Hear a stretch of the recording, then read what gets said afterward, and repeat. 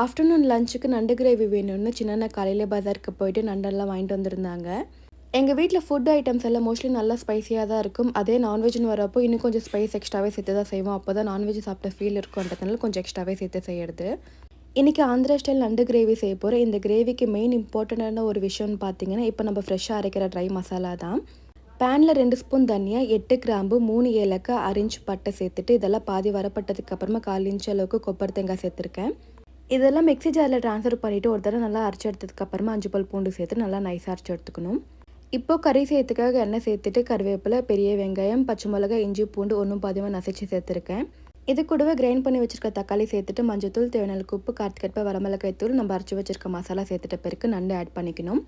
2 minutes வரைக்கும் மசாலாவில் நல்லா சாட்டை பண்ணி விட்டதுக்கு அப்புறமா நம்மளுக்கு தேவையான அளவுக்கு தண்ணி சேர்த்துட்டு லோ ஃப்ளேமில் வச்சுட்டு 10 மினிட்ஸ் வரைக்கும் நல்லா வேக வச்சு எடுத்துக்கிட்டால சூப்பரான ஆந்திரா ஸ்டைல் நண்டு கிரேவி ரெடி.